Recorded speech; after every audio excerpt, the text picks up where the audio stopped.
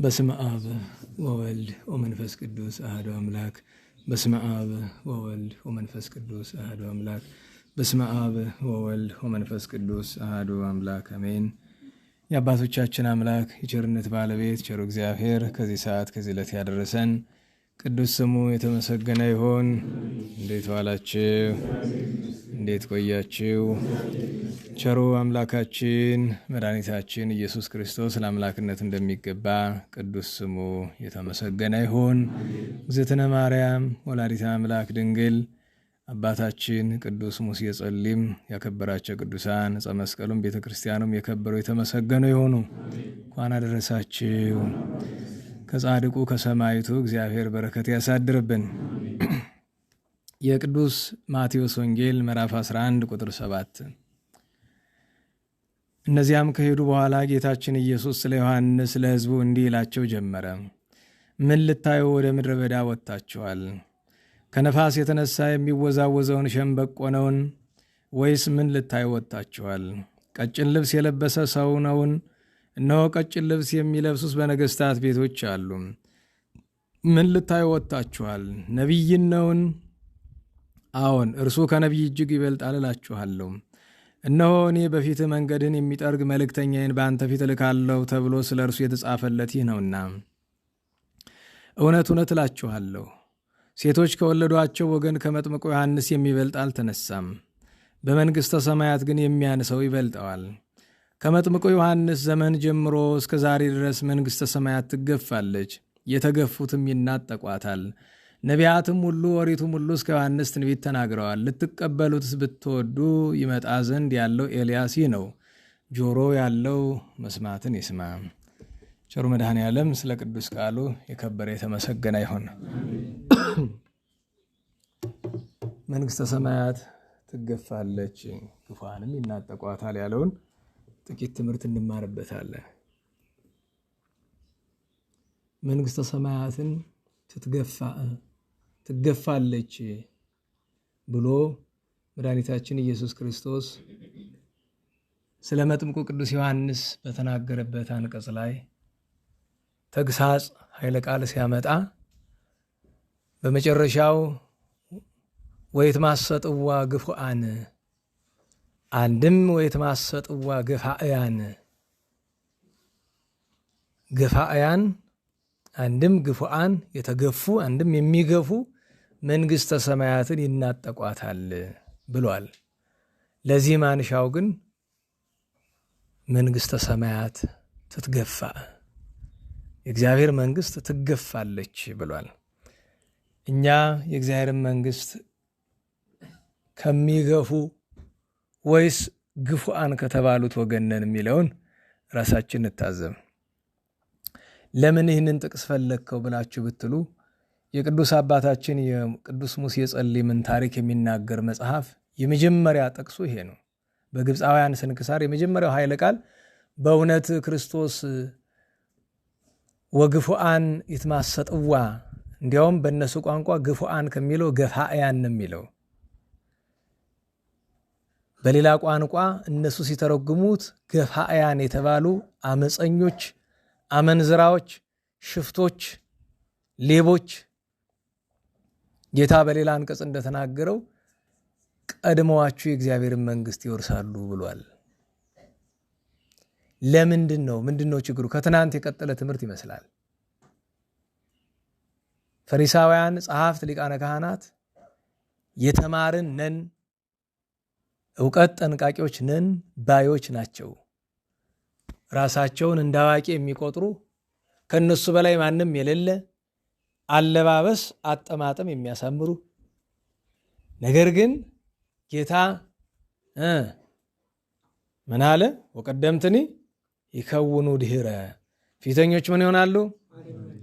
አዎ፣ መንግሥተ ሰማያት በጥምጥም ትወረሳለች፣ በካባ ትወረሳለች፣ በቀሚስ ትወረሳለች። እውነት እውነት እላችኋለሁ ዛሬ አመንዝራ፣ ሌባ፣ ቀማኛ የምንላቸው ሰዎች በእግዚአብሔር ፊት ሳይበልጡን አይቀሩም።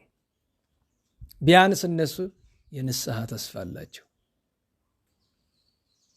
ቢያንስ በቤተ ክርስቲያን ታሪክ አስቸጋሪ የሚባሉ የኃጢአት ሕይወቶች ሁሉ ተሰብስበው ይገኙበት የነበረ አንድ ሰው ነበረ፣ ሙሴ የሚባል። ከማንሻው ከምንጀምረው ከመጨረሻውን ጀምረው። አንድ ቀን እንደዚህ ሆነ። 7 ቅዱሳን አባቶች ከየበዓታቸው በመንፈስ ቅዱስ መሪነት ተሰበሰቡ። ከነዚህም ውስጥ ታላቁ ባይሞይ ፊቱ እንደ መብረቅ የሚያበራው፣ ታላቁ አባ ብሶይ በንጽህናው በድንግልናው በገድሉ የተመሰገነ የገዳማት መብራት የተባለ፣ እንደዚሁም ታላቁ አባ አርሳኒ እና ታላቁ አባ ሙሴ ጸሊም ነበሩበት። እነዚህ 7 ቅዱሳን መንፈስ ቅዱስ አንድ ነገር አስረድቷቸዋል። አባታችሁ መምህራችሁ የመነኮሳት ሁሉ አለቃ ታላቁ መቃርዮስ ሊያርፍ ነውና ተባረኩ ብሏቸዋል። በጎዳና 7ቱም ተገናኝተው ሲገሰግሱ ችግር ገጠማቸው። ጊሜ ጣቃ ነፋስ አውሎ እንዲል ገና ሳይመሽ ታላቅ ዝናም፣ ደመና፣ ጭጋግ፣ አውሎ ነፋስ ዙሪያቸውን ከበበው። ምድሪቱ ጨለመች፣ የሚሄዱበት ጠፋቸው። በዚህ ጊዜ ሲያዝኑ ታላቁ ቅዱስ ሙሴ ጸሊም የአባ መቃርስ የታላቁ ሰው አምላክ ረድኤት ከአንተ ናትና እርዳነ ብሎ ሲጮህ የብርሃን ምሰሶ ከፊታቸው ተተከለላቸው። ያ የብርሃን ምሰሶ እንደ ሰው እየጠቆመ የአባ መቃርስ ድረስ ተዘረጋላቸው። በዚያ ሄዱ። ከደጅ ሆነው ደጅ ጸፉ፣ አመለከቱ። ታላቁ መቃሪ ወጥቶ ተነጋገራቸው። የመጨረሻ የሕይወት ቃልን ለመስማት በተሰበሰቡበት መካከል ታላቁ መቃርስ እግዚአብሔር እንዲህ ብሎኛል፣ ከእናንተ መካከል አንዱ የሰማዕትነት አክሊልን ይቀበላል አላቸው። ሁሉም ሲተያዩ ቅዱስ ሙሴ ጸሊም እጁን አነሳ። ምነው ልጅ አለው። እኔ ሆንን አባቴ አለው። ለምን እንደሱ አልክ አለው። ጌታ በወንጌል ሰይፍ የሚያነሱ በሰይፍ ይጠፋሉ፣ በሰይፍ የገደለ በሰይፍ ይገደላል፣ ዘቀተለ በመጥባሕት ይትቀተል በመጥባሕት፣ በሰይፍ የገደለ በሰይፍ ይሞታል፣ ዘእንበለ ደም ኢይነጽህ ደም፣ ደም ያፈሰሰ ሰው ደሙ ካልፈሰሰ ስሬት አያገኝም ይላልና እኔ ሆንን አለው። ለጊዜው አንተ ነህ አላለውም። ምክሩን ጨርሶ ሲሰናበቱ ቆየኝ እስኪ ለብቻ ያለው። ልጄ ሆይ መንፈስ ቅዱስ አመልክቶሃል፣ አዎ አንተ ነህ፣ ክርስቶስ መድኃኔዓለም ለሰማዕትነት አዘጋጅቶሃል፣ ተወደውን አለው። አባቴ ዕድሜ ዘመኔን ስጠብቀው የኖርኩት ነገር ነው፣ ወደዋለሁ፣ ፈልገዋለሁ። ለምን? የብዙ ሰው ደም አፍስሻለሁና አለው። አሁን የብዙ ሰው ደም አፍስሻለሁና ወዳለው እንምጣ። ገፋእያን ባለው ገፋኢ ተብሎ ስም ወጥቶለት ነበረ። መንግሥተ ሰማያት የተባለች ሰማያዊት ርስት ናት። አንድም በምስጢሩ መንግሥተ ሰማያት የተባለች ወንጌል፣ አንድም የምስጢር ምስጢር ብሎ መንግሥተ ሰማያት የተባለ መንግሥተ ሰማያት ሰለሊው ኢየሱስ ክርስቶስ እንደሚል መጽሐፍ ራሱ ክርስቶስን የገፋ ሰማያዊት መንግሥትን የገፋ ቤተ ክርስቲያንን የገፋ ወንጌል የፍቅር ሕግን የገፋ ነው። ይሄ ሰው ካገኛት ሴት ጋር ያመነዝራል። እሺ ብትል በውዷ እምቢ ብትል በግድ ምግብ እንኳን ለመብላት አይጠቅመውም ነበረ።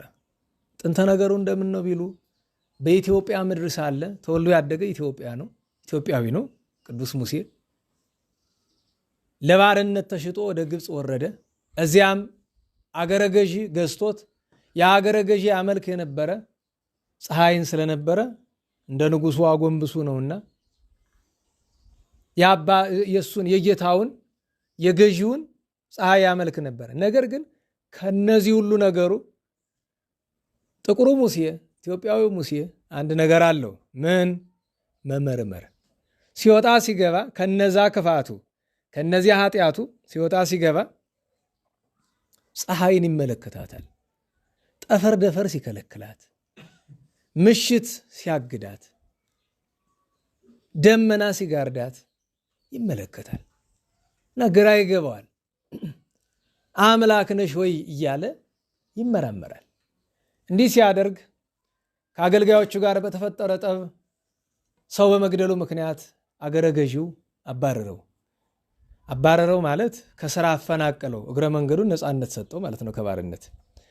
ከዚያ ወደ በረሃ ወርዶ 75 ሽፍቶችን ሰብስቦ የሽፍቶች አለቃ ሆነ።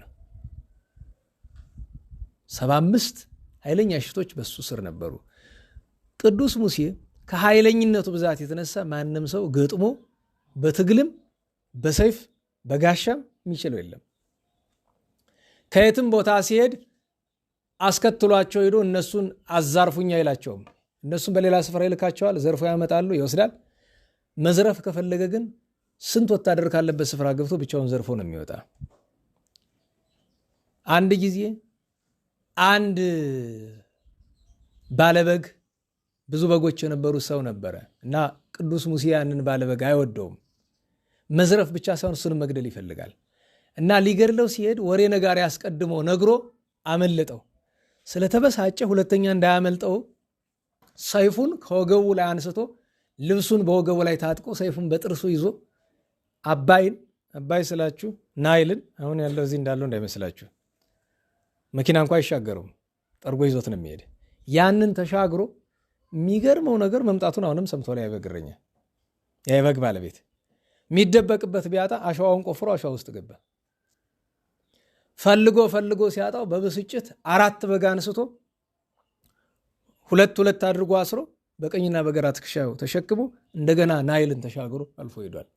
እነዚያን በደንብ በልቶ የተረፈውን ሽጦ ወይን ሲጠጣበት አድሯል ይባላል። ቁርሱ ምሳው ምን ነበረ ትለኝ እንደሆነ አንድ ሙክት እና አንድ ጋን የወይን ጠጅ ነው። አንድ ሺቀን ብትለውም ያስኬዳል፣ ገንቦ ብትለውም ያስኬዳል። እንዴት ዋላችሁ? እንዴት ዋላችሁ? አስቡት። በኋላ እችን ታክል ራፊ እንጀራ ለመብላት ይበዛብኛል የሚል ሊል እኮ ነው በኋላ እንግዲህ። አሁን ግን አንድ ሙሉ በግ ሲባል በግነቱን አትዩ፣ ማባያውን ዳቦና እንጀራ እንዳትረሱት ብዬ ነው። እሱ ራሱ ለሀገር ነው። ቢያነጥፉት እኮ ይህም ቤት ይሞላ ይሆናል። ያንም ሽክ አድርጎ የሚበላ ነው። ታዲያ እንዲህ ሲያደርግ ሁልጊዜ አንዳንድ ነገር ይገጥሙታል። ለምሳሌ አንድ ጊዜ ጠላት በርትቶበት ወደ ዱር ተሸሽጎ እያለ ተሸሸገበት ዱር ላይ መነኮሳትን ያገኛቸዋል እና የሚሰሩት ስራ ግራ ነው የሚያጋባው። የእነሱን ነገር ተመልክቶ ከወጣ በኋላ ምርምሩን እየዘረፈ እየቀማም አምላክን መፈለጉን ግን አላቋረጠም። የብሉይ ኪዳኑ ከጣዖት አምላክ የተወለደው አባታችን አብርሃም ያደርግ እንደነበረው ይመራመር ነበረ። በኋላ ፀሐይን አብዝቶ ጨቀጨቀ።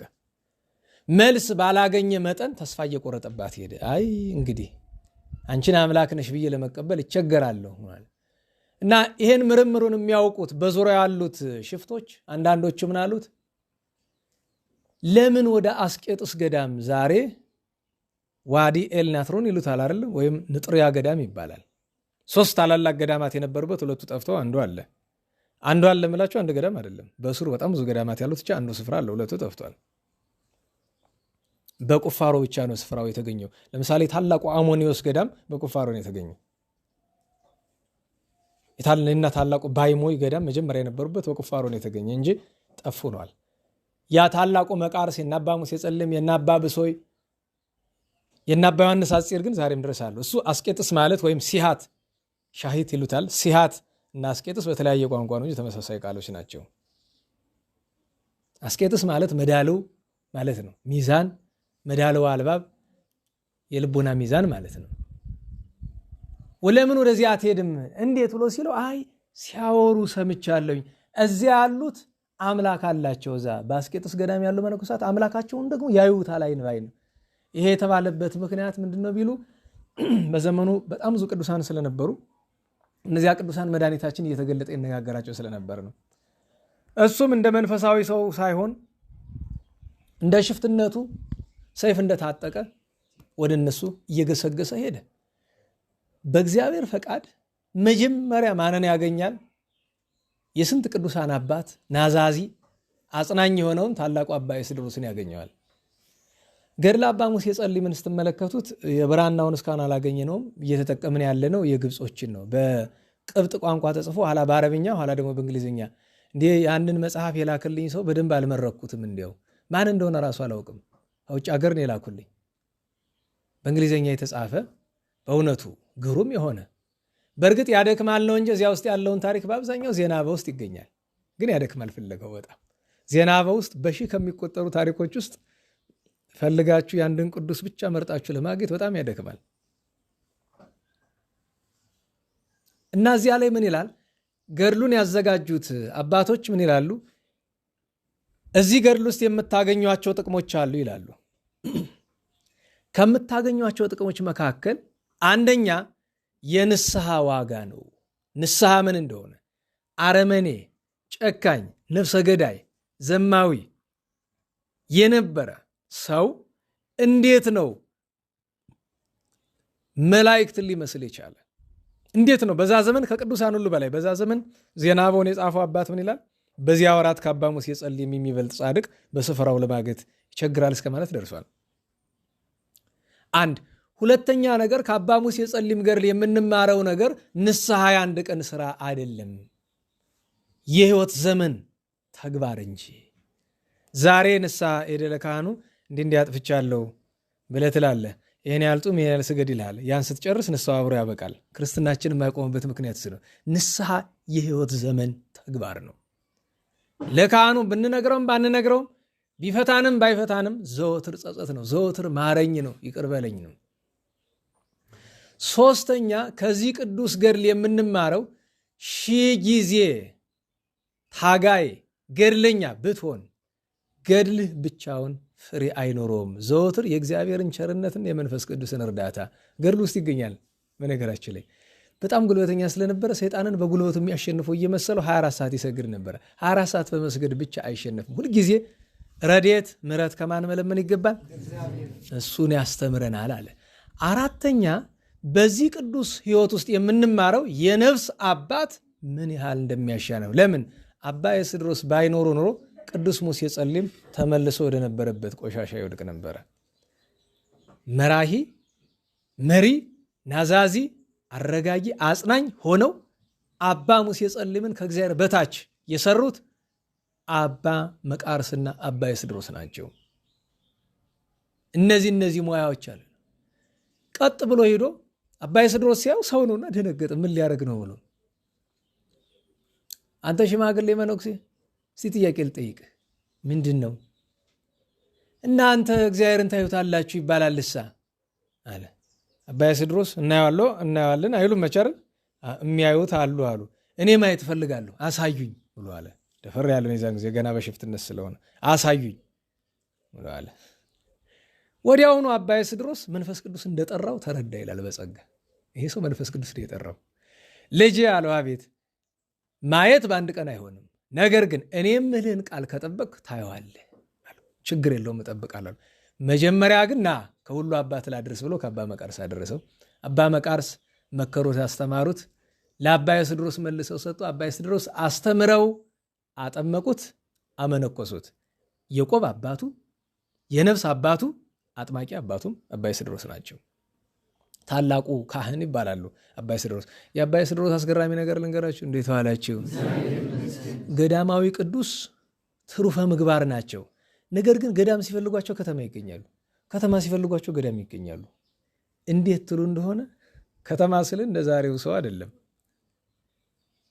ከተማ የሚገኙበት ምክንያታቸው ሁለት ነው። አንድ ሌሊት ከተማ ገብተው ሆስፒታል አለ የህሙማን ስፍራ፣ እዚህ ሄደው እነሱን ሲንከባከቡ ሲያጥቡ ምን ሲሉ ያድራሉ፣ ተራ ሰው መስለው። ከዛ ለተቸገሩት ማድረግ ያለባቸውን አድርገው እንደገና ተመልሰው ገዳማቸው ይገባሉ። ሰው ሳያያቸው፣ ማንም ሳያውቃቸውም። ይህንን ያወቀባቸው ማን ነው ብትሉ አባ ጳላዲዮስ ነው። ዜና አበውን የጻፈው መንፈስ ቅዱስ ገልጦለት። መጀመሪያ ሰዎች ጠቆመውት ነው፣ በኋላ በመንፈስ ቅዱስ መሪነት። መንፈስ ቅዱስ ምሪቱ ብዙ ወገን ስለሆነ እኒህ ቅዱስ ሰው ካመነኮሱት ክርስትናን ካስተማሩት በኋላ ጾም፣ ጸሎት፣ ስግደት ጀመረ። እንዳትረሱ። ደህና ዋላችሁ። ምን ጀመረ? ጾም፣ ጸሎት፣ ስግደት ጀመረ። ነገር ግን የበለጠ ሲጾም ፈተናው ይጨምራል፣ የበለጠ ሲሰግድ ፈተናው ይጨምራል። በሚያደርገው መልካም ነገር ሁሉ ፈተናው ይጨምራል እና ግራ ይገባዋል። እሱም ደግሞ ኃይለኛ ነው። ከኃይለኝነቱ መካከል አንዱን ልንገራችሁ። በበዓቱ እያለ 4 ሽፍቶች መጡ። ሊዘርፉት ማለት ነው። ከመነኩሴ ቤት መቼም አንዳንድ መጽሐፍም ምንም ያቺ ምሳ እራት መስሪያው አጠፋል። ደግሞ የዓመት ልብስም አለችው። ሊዘርፉት መጣው። እነሱ ሌላ ሰው መስሏቸዋል። እሱ መሆኑን አላወቁም። አራቱንም ታግሎ አራቱንም ጥሎ አራቱንም አስሯቸው እየጎተተ አራቱንም ወደ ገዳም ወስዷቸዋል። አስቡት፣ አራት ሰው። ከዛ ወደ መነኮሳት ሲያዩ ደነገጡ። ኋላ የሚገርመው ነገር ምስጢሩ እነዚህ አራቱ ሽፍቶች ለካ እነዚህ አራቱ ሽፍቶች ከ75 መካከል ከሱ ስር የነበሩት ናቸው። እነዚህ አራቱ እሱ መሆኑን አላውቁም። ሙሴ ጠፍቶ በዛው ቀረ ነው የሚሉ እነሱ የት እንደሄደ አያውቁም። ከዛ ሄዶ አባቶች ድሮ ቢሆን ምን እንደማደርጋቸው አውቃለሁ፣ ዛሬ ግን ምን እንደማደርጋቸው አላውቅም። ምን ላርጋቸው አሉ። ተዋቸው፣ ምን ታረጋቸው? አሁን ክርስቲያን ነህ፣ መነኩሴ ነህ፣ መበቀል አትችልም፣ ልቀቃቸው አሉት። ሲለቃቸው ያዩትን ማመን አቃታቸው። አንተ ጌታችን ሙሴ አይደለም ነው? አዎ አላቸው። ምንድነው እንደዚህ ያደረገ? ፈጣሪን አገኘሁ እኮ አላቸው። በል አንተ የተረዳኸውን ለኛ ማስረዳን ብለው ደቀ መዛሙርቱ ሆነዋል። በነገራችሁ ላይ 7 መነኮሳት አብረው ታረዱ ተብሎ የለ? አራቱ እነዚህ ናቸው። አንድ ካንተ አንለይም ብለው የተሰዉ ሽፍቶች ነበሩ። አንዳንዴ በትግል ማሸነፍም እኮ አለ አይደል? ጉልበቱ ጥሩ ነው። ምክንያቱም ደብድበው ቀምተውት ቢሄዱ አይድኑም ነበር። እነሱ ታግሎ ወሰዳቸው። ጉልበተኛ ነበር። ሲጾም ሲጸልይ ሲሰግድ፣ ሲጾም ሲጸልይ ሲሰግድ አባ ኤስድሮስ 2 ጠቃሚ ትምህርቶች አስተማሩት። አንደኛ ከገዳሙ በላይ ይዘውት ወጡና የኔ ልጅ እስቲ ወደ ምዕራብ ተመልከት አሉት። ቢዞር ለመጀመሪያ ጊዜ ነው አጋንንትን በመልክ ያያቸው። ማት አጋንንት ይጨፍራሉ፣ ይዘላሉ፣ ይፎክራሉ። ዘውኑ ደነገጠ። አይዞ ልጄ ወደ ምስራቅ ተመልከት አሉት። ከነሱ 100 እጥፍ የሚበልጡ ቅዱሳን መላእክት ክንፋቸው ተዘርግቶ ሰይፋቸው ተመዞ ቆሞ አያቸው። አየኔ ልጅ በጉልበት ብዛት እነዚህን አታሸንፋቸውም፣ በጉልበት ብዛት እነዚህን አታቀርባቸውም። እነዚህም የሚሸሹ ትውስቶን ነው፣ እነዚህም የሚቀርቡ ትውስቶን ነው። ስለዚህ ከጾም ከጸሎት ከስግደት ጋር ልብህን ትውት አድርገው፣ የእግዚአብሔርን ረድኤት ሻ። በአንተ ጾም በሰው ጾም የሚሸነፍ ሰይጣን የለም። ከጾሙ ጋር የእግዚአብሔር ረድኤት ካለ ብቻ ነው። በጸሎት ብዙ ጊዜ አጋንንት ይሸነፋሉ። ቅዱስ ሙሴ ጸልም ይላል አይደለም? መልካም ጸሎት የሌለው ስራ ሁሉ ከንቱ ድካም ነው ይላል እሱ ራሱ አባ ሙሴ ጸልም። አንድ ያን ትምህርት ሰጡት። በዚህ ደግሞ እንደገና ራሱን እንዳያሰንፍ ምን አሉት? የኔ ልጅ እነዚህ የምታያቸው አጋንንት እንደ ውሻ ናቸው። ውሻ አንተ ጋር መጥቶ በእጅህ ያዝከውን ነገር ስጠኝ ይልሃል። ይሄድልኛል ብለህ ቁራጭ ስጋ ጣልለት። ከዛ በኋላ መቼም ካንተ መመላለሱን አያቆም። ጩሆ ለምኖ ይሂድ፣ ተስፋ አስቆርጠው ብሎታል። ውሻን ምንም ካልጣላችሁለት አይመለስም። ጸላይ ሰናያትም እንደዛ ነው ብሎታል። እንዲህ ያለ ትምህርት ሰጥተውታል። ከበጎ ትሩፋቶቹ መካከል አንደኛው በስፍራው ያሉት አረጋውያን መነኮሳት ናቸው። እነዚህ አረጋውያን ቅዱሳን መነኮሳት እዚያ ሩቅ አገር ሄደው 10 ምዕራፍ 15 ምዕራፍ ሄደው ውሃ መቅዳት አይችልም፣ ይደክማቸዋል፣ አቅም የላቸውም። የቀን አገልግሎት እንደጨረሰ ሲመሽ ሁሉ መነኮሳት ጸሎት አድርገው ረፍት ሲያደርጉ እሱ የ4 ሰውን ስራ በአንድ ጊዜ ይዞ ነው የሚሄድ። 2 በዚህ እንኳን እንስራ በግና ሰውም ይሸከምበታል። ትከሻው ኃይለኛ ነው። ከዚያ ውሃ እየቀዳ እንዲህ ያመጣል። በነገራቸው ለትልቅ ትሩፋት ነው። እቺ ምን ትባላለች? የአባ ሙሴ ጸሊምና የስምዖን ጫማ ሰፊው ትሩፋት ነው የምትባል። ስምዖን ሰፋይም እንደዚያ ነበር የሚያደርግ። እንዲህ ያደረገ ሲኖር ሰይጣን ቀናበትና አንድ ቀን ውሃ ላይ ቀዳ ሲሄድ ጠብቆ ደበደበው። ከዱላው በኋላ በእሳት ሰንሰለት እግሩ ላይ ስለመታው እግሩ ቆሰለ። ወድቆ መነኮሳት አገኝቶ አምጥተውት 1 ዓመት ሙሉ ያልጋ ቁራኛ ሆነ። እንደዚያ ሆኖ ግን ጸሎቱን ጾሙን አላቋረጠም ነበረ። እግዚአብሔር በፈቀደበት ቀን ከህመሙ ዳነ። እያለ አባ ሙሴ ጸሊም አጋንንት ወደ ማሸነፍ ሊደርስ ጥቂት ቀረው። በዚህ መካከል አንድ ነገር አስቸገረው። በቀደም አልነበራችሁም እንጂ እዛ ለልጆች አቡነ አብየ ጊዜ ማህበረተኞች ጋር ስንነጋገር ነበረ። ታላቁ አርሳኒን ታውቃላችሁ? እንዴት ዋላችሁ? ታላቁ አርሳኒዎስ እሱ ካልፈለገ ተአምር ቢፈጠር ሰው ጋር አይነጋገርም። ከሩቅ ገዳም አንድ መነኩሴ መጥቶ እባካችሁ አባ አርሳኒ ያለበትን አሳዩኝ አላቸው። ያኔ አባ አርሳኒዎስ ከ25 ኪሎ ሜትር በላይ ርቀት ከገዳሙ ወጥቶ በበረሃ ብቻውን ነው የሚኖር የነበረ። እህል ቅመስና እንውሰድ መንገዱ ሩቅ ነው አሉት። የለም አርሳኒን ሳላይ ሳልባረክ መንፈሳዊ ቃላትን ሳልሰማ እህል አልቀምስም አላቸው። ለማስፈጠን ነው። እሺ ብሎ አንድ መነኩሴ ያዘዙለት ይዞት ሄደ። አባ አርሳኒ በዓት ገቡ። ሄዶ ቁጭ አሉ። ደህና አደራችሁም አይላቸው። በልቡ ያለ ጸሎት የሚያደርስ ዝም አላቸው። ቢጠብቁ ኋላ ያኛው ሸኘው ነው የመጣው መነኩሴ ኧረ በሉ ደህና ዋሉ ብሎ ሹልቁን ሲወጣ ይሄኛው ራሷን ነው ታላቁ አርሳኒ ሳላይ አልበላም ያለው። ኧረ እኔስ ምን ቀረኝ ብሎ ትቶት በጣም አዘነ። እንዴት አያናግረኝም ብሎ። አባ አርሳኒው ዝም ማለት ብቻ አይደለም። አንድ መነኩሴ መጥቶ ቤቱ ቁጭ አለ አይደል እንዴ አነጋግረኝ እንጂ አለው። ዝም እሺ እሱም ይቅር ሰላም በለኝ እንጂ አለው። ቀጥሎ ምንድን ነው ያለው? እኔ አንድ ፍላጎት ነው ያለኝ፣ ከቤት ይውጣልኝ። ውጣ ሂድ፣ አንተ እስካልሄድክ ድረስ ትቸገራለህ። ብዙ ተከራከረ። ውጣልኝ ነው አስወጣው። እንኳን ሌላ በወቅቱ የእስክንድሪያ ሊቀ ጳጳሳት የነበረው ታላቁ ቅዱስ ቴዎፍሎስ አንድ አገረ ገዥ ጋር መጣ። ከዚያ ሄደው አባታችን አርሳኒዎስ አቤት ባርከን። ዝም። አባ አርሳኒ አቤት እስቲ ምንድንበት አንድ ቃል ንገረን የሚጠቅመን ነገር አለው። በመከራችሁ ትሰሙኛላችሁ? አዎ ቃል ግቡ። ቃል እንገባለን። ሁለተኛ አርሳኒዎስ ካለበት ስፍራ እንዳትደርሱ ሂዱልኛ። ለምን ቢባል ታላቁ አርሳኒዎስ ስለ እግዚአብሔር ፍቅር የሚያስብበት ጊዜ ብቻ ነው ያለው፣ ሌላ ጊዜ የለውም። ይሄ መነኩሴ እንደተመለሰ ትዝ ሲለው አንተ ታላቁ ሙሴ ያለ እዚህ ገዳም አለው። አዎ ሰደኝ እስቲ ወደሱ ምናለው። አባ ሙሴ ጸልም ገና ብር ሲያቸው እንኳን ደህና መጣችሁ እግር አጥቦ ምግብ አብልቶ ተንከባክቦ አስተናገደ። ይሄ ነው እንጂ አባ ያው እንደዚህ ያለ አበምኔቱ ታላቁ በብንዳ ይባላል። እንግዲህ አባ መቃርስ አልፈው ተተክቶ ነው። ታላቁ አባ በብንዳ ይሄን አይቶ ባይምሮው ታወከ። መነኮሳት ጋር ተወያየ። ይሄ ነገር እንዴት ነው አስረዳኝ። አንተ የወደድክ የማንን ነው? እንደ አባ ሙሴ እንግዳ ማስተናገዱን ነው? እንደ አባ አርሳኒዎስ በተመስጦ መቀመጡን የትኛውን ነው አለ። በዚያች ሌሊት ራእይ ያያል። በሐይቅ ላይ 2 ጀልባ፣ በአንዱ ጀልባ ቅዱስ ሙሴ፣ በአንዱ ጀልባ ቅዱስ አርሳኒዎስ ተቀምጠዋል። አባ ሙሴን መላእክት ከበው ማዕር ይመግቡታል። አባ አርሳኒዎስ ጸጥ ብሎ እጆቹን ዘርግቶ መንፈስ ቅዱስ በርግብ አምሳል ራሱ ላይ ተቀምጧል። ይህንን ራእይ ለመነኮሳት ነገራቸው። ምንድነው ተርጉምልን አሉ። ልጆቼ ይሄኛው ስለ እግዚአብሔር ፍቅር አያናግርም፣ ይሄኛው ስለ እግዚአብሔር ፍቅር ያናግራል። ሁሉም በራሳቸው ትክክል ናቸው፣ ሁሉም በራሳቸው ፍጹማን ናቸው። ይህስ እንደምን ነው ቢሉ አለ። ማን አስረዳቸው? ደግሞ ታላቁ አባ ዮሐንስ አፂር። እነዚህ ሁሉ በአንድ ዘመን የነበሩ አባ ብሶይ መዚያው ነው ያለ አብሮ። አባ ዮሐንስ አፂር መዛው ነው። አባ ባይሞይም መዛው ነው። አባ ጴሜን መዛው ነው። እነ አባ ወግሪስም መዛው ናቸው። ጠቅላላ እነዚያ ሁሉ የምታውቋቸው ከዋክብት ቅዱሳን ናቸው። አባ ዮሐንስ አፂር ልጆች ያላቸው አቤት እነዚያን ቅዱሳን እያዩ ሲያደንቁ ምናሉ። ይኸውላችሁ በዚህ ገዳም ያሉ ቅዱሳን በወንዝ ዳር ያሉ አትክልትን ይመስላሉ። ወንዙ አንድ ነው። ከአንድ ወንዝ ነው የሚጠጡ። ግን አንዱ ሎሚ ነው የሚያፈራ፣ አንዱ ብርቱካን ነው የሚያፈራ፣ አንዱ መንደሪን ነው የሚያፈራ፣ አንዱ ሙዝ ነው የሚያፈራ። አይደለም? ሁሉም የጠጡ ከአንዲት ወንጌል ነው። ሁሉም ያመልኩ አንዱን ክርስቶስን ነው። ፍሬያቸው ግን ልዩ ልዩ ነው፣ እንደ ጎዳናቸው እንዳያያዛቸው። ነገር ግን አባ ሙሴ ጸልም በዚህ ነገር በጣም ተቸግሮበት ነበረ። እንግዳ እየመጣ ስራ እያስፈታው ተቸገረ። ቀጥ ብሎ ወደ ማን ሄዳል? ታላቁ መቃርስ ገና በአጸደ ሥጋ እያሉ ወደ አባ መቃርስ ሄደ።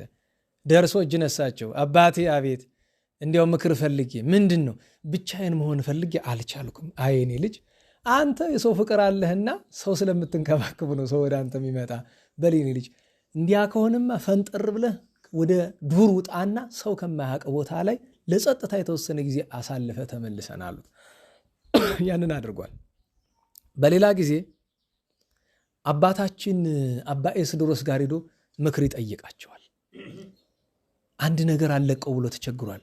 ድሮ የሚያውቃቸውን ሴቶች በህልም በምናምንቴ እያመጣ እንዲህ ያለ ፈተና መጥፎ ነው። በነገራችን ላይ እኔ ተሞክሮ እንንገራችሁ።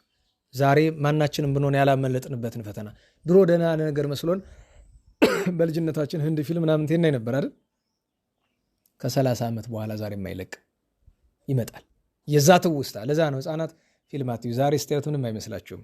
የህንድ በለው የናይጄሪያ፣ የቻይና በለው የአሜሪካ፣ የኢትዮጵያ በለው የደቡብ አፍሪካ ፊልም ከቆሻሻ ነገር በቀር ሌላ አይገኝበትም። ይህን ስላችሁ መንፈሳዊ ፊልሞችን ጨምሬ ማለት አይደለም። እሱም አማራጭ ማጣት ነው እንጂ መንፈሳዊ የሚባል ፊልም የለም። ፊልም ተብሎ መንፈሳዊ አላውቅም እኔ። ግብጾች የሰሩት አለ አይደለም፣ መጨነቅ ነው። አስቡት፣ እንደ ክርስቲያን እናስበውና በእውነቱ ማስመሰል መልካም ነገር ነው። ለምሳሌ ቅዱስ ሙሴ ጸሊም ፊልም አይታችሁ ታውቃላችሁ አይደለም? እንደ ቅዱስ ሙሴ ጸሊሙ ነው የሚሰራው ሰው እያስመሰለ ነው። በትክክል የዚህ አይነት ኑሮ ያለው ሰው ነው ያስመሰለ ነው።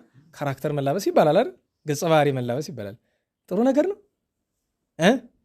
መዘበት አይሆንም። አውቃለሁ እስከዚህ ጫፍ ድረስ ሄዱ። ግን በእውነቱ በዚህ ዘመን ስንት የወሊድ ቆሻሻ በሚታይበት ዘመን ያንን ያዩ አይኖች የተባረኩ ናቸው ያስብላል አይደል? የነ ቅዱስ ሙሴ ጸሊም ያዩ አይኖች በእውነት ከመስማትኛ ደካሞች ስለሆነ ማየት ስለሚቀናን እንደዛ አይነት ነገር ያስደስተናል አይደል? በእርግጥ ፊልም ሲሰሩ አንዳንዱን ደግ አረጉ ያልናቸዋለን። ለምሳሌ አባ ሙሴ ጸሊም፣ የስሞን ጫማ ሰፊው፣ የኢትዮጵያዊ መናኝ፣ የናባይ ወስጦ ዝምተኛው፣ እነዚህ ጥሩ አድርገው ሰርተዋቸዋል። የሰማዕታትን ግን ባልነካኩት የማይሆን ነገር ነው። ግብፃውያን ፊልም ሲሰሩ የሰማዕታትን በተውት። በእውነት ግፋ ሰማዕታትን አቀለሉብን በጣም። እግዚአብሔርም መስገን እኔ እንኳ ማየትም አያሻኝም እንደ ባይም እንኳ ግፋ ሰማዕታትን እግዚአብሔር በልባችን ስለሳለልን የቅዱሳት መጻሕፍት ስለምንረዳ አዝኜ ነው የምወጣ። አሁን የቅዱስ ጊዮርጊስ ፊልም ተብሎ እስከ ተወሰነ አይቼን ወጥቼ ሄድኩኝ። ማለት የቅዱስ ጊዮርጊስን ግፍን ያን ያህል ማቅለሉ ጥሩ አይደለም። አንደኛ ቴክኖሎጂ የላቸውም ለማስመሰል እንኳ ቴክኖሎጂ ይፈልጋል። ሆሊውድ ያለ ቴክኖሎጂ ኢጂፕት ውስጥ የለም በእውነቱ። እና ዋናው ትልቁ ነገር ቅዱስ ሙሴ ጸሊም እንዲያ ተፈተነ፣ ተቸገረ በጣም። ሄደና አባታችን አባ ኤስድሮስን አማከራቸው። ልጄ ሱባኤ ያዝ አሉት። 40 ቀን ሙሉ ከሰው ሳይገናኝ እህል ሳይበላ ውሃ ሳይጠጣ ሲጾም ሲጸልይ ቆይ። ያዘዙትን ትሕትናውን ረድኤተ እግዚአብሔር መሻቱን እያደረገ በኋላ ሲያገኙት ልጄ እንዴት ነህ አሉት። አንዲት ነገር ነው የመለሰላቸው። አባቴ በእኔ ዘንድ ከዛሬ ጀምሮ ምንም የተጠላ ነገር የለም ብሏቸው ሄዱ ይባላል። ይገባችኋል ምን ማለት እንደሆነ? ደህና ዋላችሁ። በእኔ ዘንድ ምንም የተጠላ ነገር የለም። አባቶች ይኖራል ሰይጣንን እንኳ ቢሆን አልጠላውም ከማለት ደርሷል ይባላል። ቅዱስ ሙሴ ጸሊም የፍቅር ሰው ይባላል አይደል? ማንንም አይጠላ፣ ምንም ብታረጉት አይጠላ። ብዙ ጊዜ ፈትነውታል አይደል? አረጋውያን መነኮሳት ተሰብስበው ሆን ብለው ነው እንስደበው ብሎ፣ አንተ ጥቁር እኛ ግብፃውያን ነን፣ አንተ ኢትዮጵያዊ ነህ፣ ምን ትሰራለህ እዚህ? ይህ እኮ የጥቁሮች ቦታ አይደለም ያላሉት ነገር የለም። ዝም ሲሰማ ቆየ። እነሱ ተሳድበው ወጥቶ ሄዱ። እዚያ የነበሩ የቀሩ አበው ነበሩ፣ በሱ ስር ያሉ ቀረብ ብሎ አባታችን ሙሴ አቤት፣ ይሄ ሁሉ ሲሉ እንዴት አልነደደህም አሉ። ልጆች ነዶኛል፣ ቁጣ በስጭት ተሰምቶኛል እናስ አሉት። ነገር ግን ሰላሜን ማጣት አልፈለግኩም ብሏል። ከዚያ አያይዞ አስተምሯቸዋል ይባላል። በክርስትና በመንኩስና 3 አይነት ሰዎች አሉ። አንድ ምንም ቢሰደቡ ቅር የማይላቸው የመጨረሻው ፍጹምነት የደረሱ እንዲያውም ከደስታ የሚቆጥሩት። ሁለተኛ እነዚህ ፍጹማን ይባላሉ። ሁለተኛ ማዕከላውያን ሲሰደቡ ይበሽቃቸዋል፣ ግን ይታገሱታል። ሶስተኛ ወጣንያን ይባላሉ። ብሽቀታቸው በአፋቸው የሚወጣባቸው ወይም በፊታቸው የሚገለጽባቸው ማለት ነው። ሌላ ፈተና ገጥሞታል። በገዳመ አስቄጥስ ስር አሁን ዛሬ ክቡር ስጋው ባለበት ገዳም ላይ 500 መነኮሳት በስሩ ተሰብስበው አንተ አስተምረን ተብሎ አበምኔት ሆነ። አባ ሙሴ ጸሊም ባሕታዊ ነበረ፣ ገዳማዊ በመንኩስና ኑሯል። ኋላ ደግሞ አበምኔት ሆነ። አበምኔት ለመሆን ግን አንድ ነገር ያስፈልግ ነበር በጊዜው፣ ቅስና መናዘዝ ስለሚያስፈልግ ወዲያውኑ ለቅዱስ ቴዎፍሎስ ሂደው ነገሮታል። ቅዱስ ቴዎፍሎስ ቅዱስ ሰው ነው።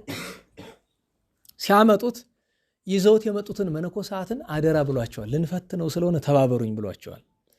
ልክ ሲገባ ቅዱስ ቴዎፍሎስ ይህን ጥቁር ምን ብላችሁን ያመጣችሁት ብሎ ይላል።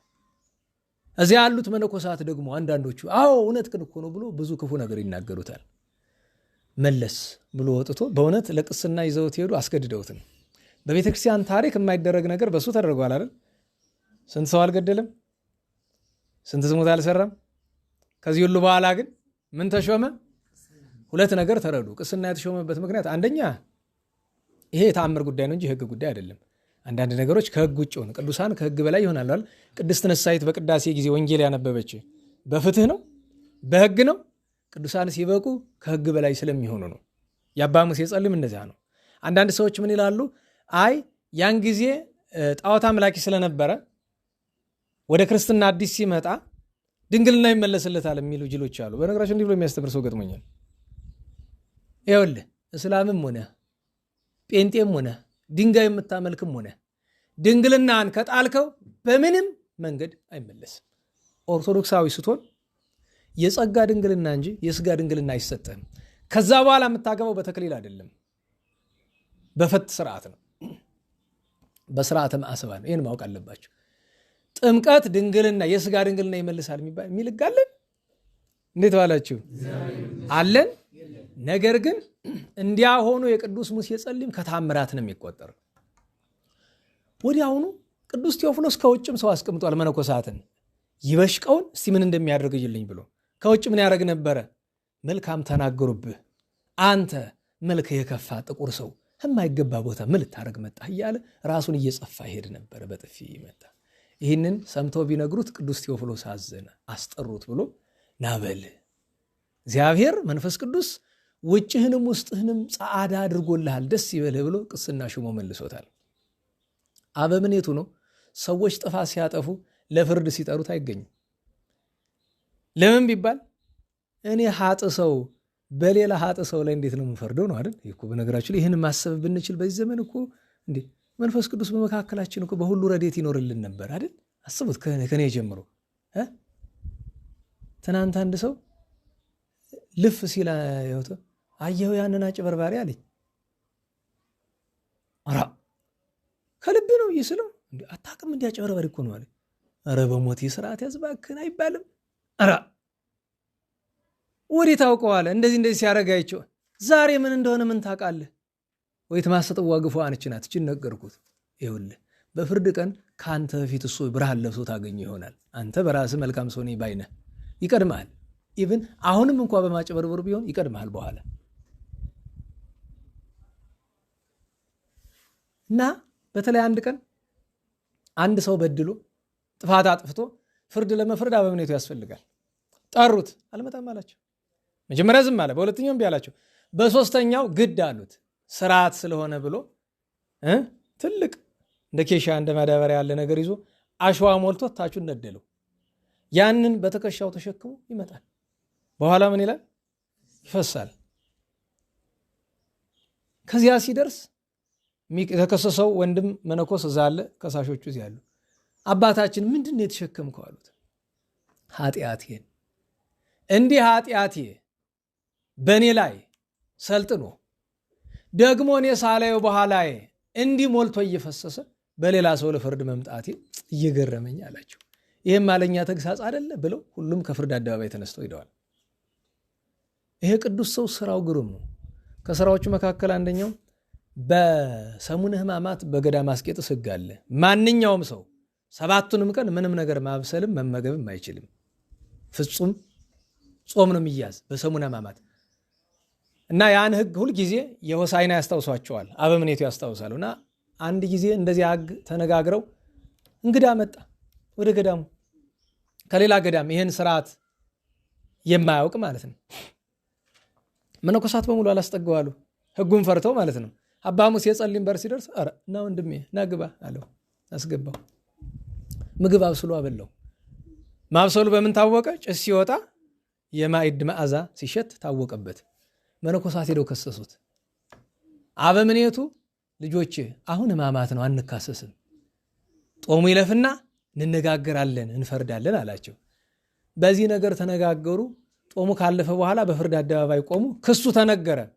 አበምኔቱ ሰማና ሙሴ ሆይ አለው። አቤት ሕጋችን እንጥሰሃል፣ ነገር ግን የእግዚአብሔርን ሕግ ፈጽመሃልና በሰላም ሂድ ወደ ቤት። መነኮሳት እንዴት ሲሉ ይውላችሁ አብስሎ ለራሱ በላ። ነግደ ኮንኩ ወኢተወከፍክሙኒ መባልን ፈርተው አይደለ አባ መርትያኖስ እግሩን ከሳት የሚያሰርምጠው መከራ ውስጥ የገባው አባ አሞኒዮስ አመንዝራ ሴታኑ እያየ ወደ ቤቱ ያስገባ እንግዳ አልቀበልም ብሎ አባሮት ያዘበኛ በኋላ ባህታዊ ሆኖ ከበቃ በኋላ 6 ጅቦች አልበሉትም? ለምን? ያን እንግድነት አልቀበልም ብሎ ያባረረውን ሰውዬ 6 ጅቦች ስለበሉት በፈንታው 6 ጅብ በላው እሱንም። ይሄ ቅዱስ ሰው እንዲያለ ኖሯል። ብዙ ቅዱሳንን ወልዷል። ብዙ ቅዱሳንን አስተምሯል። ከገድሉ ጽናት የተነሳ በወቀቦሙ ላይ ጸልይ የምትለውን ቃል ስላላካተቷት የእሱ አትመስል ይሆናል። አሁን ወአበዊነ ቅዱሳን ሮማውያን መክሲሞስ ወዱማቴዎስ ብሎ ጽኑ ወቅዱስ አባ ሙሴ ይላል አይደል?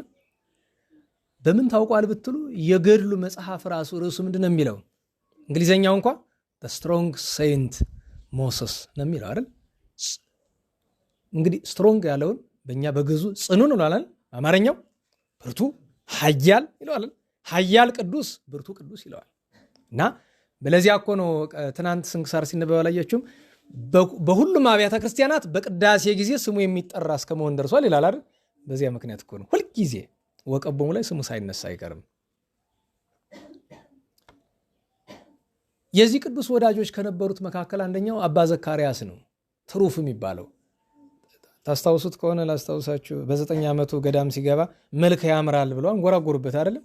ከዚያ ንጥሪያም የተባለ ይሄ ናይትሬት የሚባል ኬሚካል ያለበት ስፍራ ስለሆነ እዛ ሄዶ አዘቅት ውስጥ ገብቶ የውስጥ ቆዳው ወደ ውጭ ተገለበጠ። ምናኔ ከሚቀርብኝ መልክ ምንድነች ነው? ይሄ ቅዱስ የአባ ሙሴ ጸሊም ወዳጅ ነው። እና አባ ሙሴ ጸሊም ከትትናው የተነሳ ሄድና ወዳጁ ብቻ ሳይሆን ሕፃን ነው። አባ ዘካርያስ ሕፃን ነው። ዘካርያስ ተሩፈ ምግባር ሕፃን ነው። ሄዶ ጉልበቱ ሄዶ ልጄ ዘካርያስ፣ አቤት እባክህ ምከረኝ። አባቴ አትፈትነኝ ግድ የለም። እኔ ምንድነው ምከረኝ ግድ የለም። መንፈስ ቅዱስ አፍህን አፍ አድርጎታል። እኔ ይሄን አውቃለሁ። ምከረኝ እባክህ። እኔ ምንድነው ምክር? እውነተኛ ጥሩ መነኩሴ መሆን እንዴት እችላለሁ? አባ መቃርስ ምን እንዳለ ሰምታችሁ አይደል? ታላቁ ባይሞይ ይሄ ፊቱ እንደ መብረቅ የሚያበራው ጠራውና፣ አባ ባይሞይ ማለት የአባ ዮሐንስ አጼር መምህሩ ነው። የአባ በሶ የአባ ዮሐንስ አጼር መምህራቸው ነው። አባ መቃርስ መጥቶ ምን ፈልገኝ ነው አለው። እባክህ ልጆች መነኮሳትን ስለ መንኩስና አስተምርልኝ አለች። እኔ መንኩስናን መቼ አውቀዋለሁ? እዚያ ሁሉ ተሰበሰበት ከአንጀቱ ነው ከአንገቱ አይደለም። እኔ እስካሁን መነኩሴ አልሆንኩም። እንግዲህ የመነኮሳት ሁሉ አለቃ እሱ ነው። ከሱ የሚበልጥ መነኩሴ የለም። እኔ እስካሁን መነኩሴ ሆኜ አልሆንኩም፣ ነገር ግን 2 መነኮሳት አይቻውቃለሁ ብሎ እነዚያን 2 ባህታውያን አይቶ የለዚያ አይቻውቃለሁ ብሏል። እና አባ ሙሴ እውነተኛ መነኩሴ አባ ዘካርያስ እንደማይለቀው ስላወቀ የመንኩስና ቆቡን አወለቀውና መሬት ላይ ጣለው። በእግሩ ደጋግሞ ረገጠው። ከብዳል አይደል? ግን ለትምህርት ነው።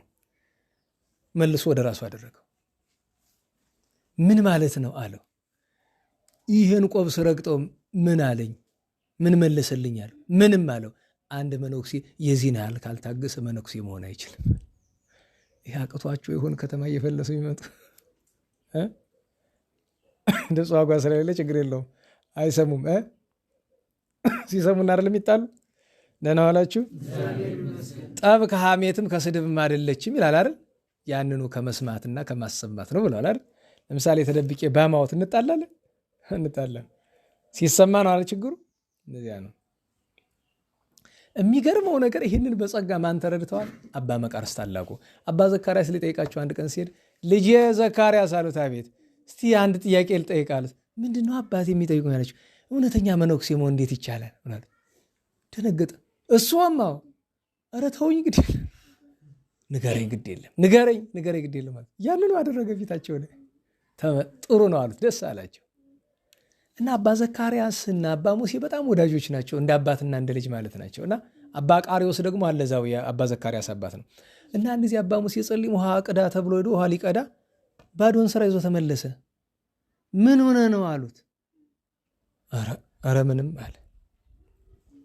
ከ3 ቀን በኋላ ውሃ ከ3 ቀን ድረስ አልቀዳም። ከ3 ቀን በኋላ አባ ዘካርያስ በዓት ሄዶ ከእግሩ ወደቀ። እባክህ ጸልይልኝ ብሏል።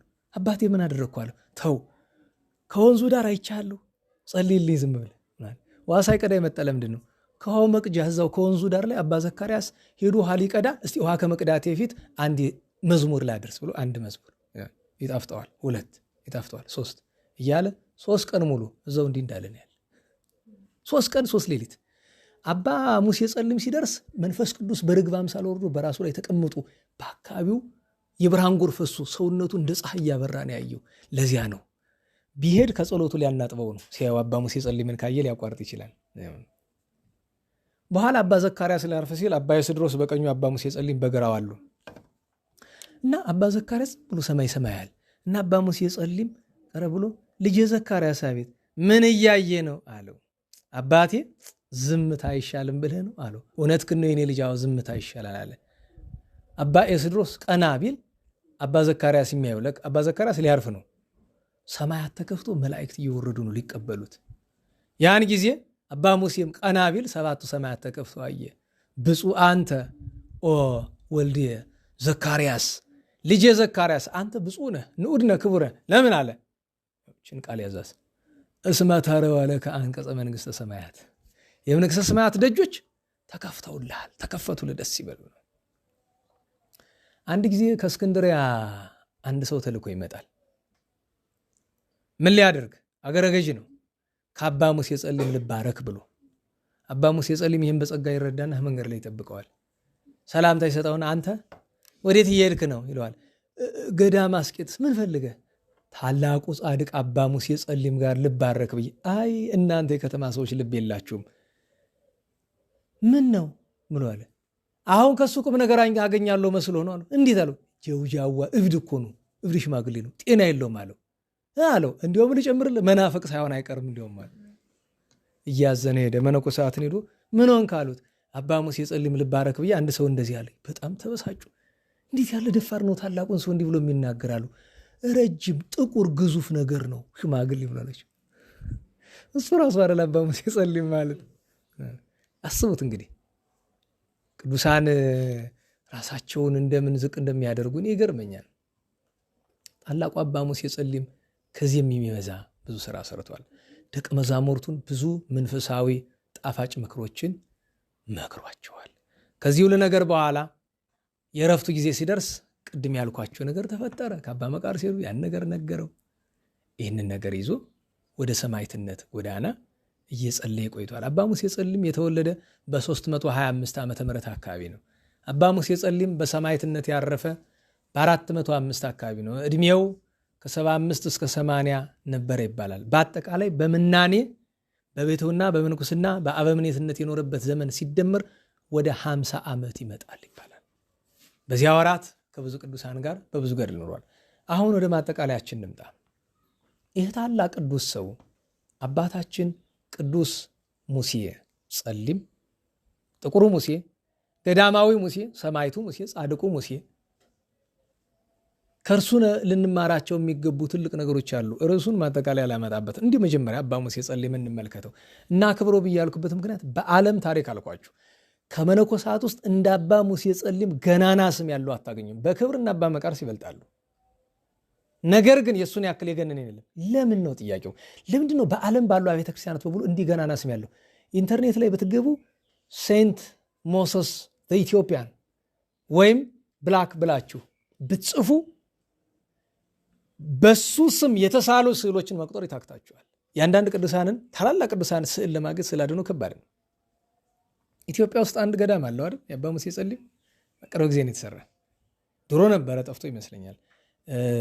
የት ነው የሚባል ሐመር የሚባል ታውቃላችሁ? ደቡብ ክልል ቡስካ የሚባል አካባቢ እዚያ አለው ገዳም።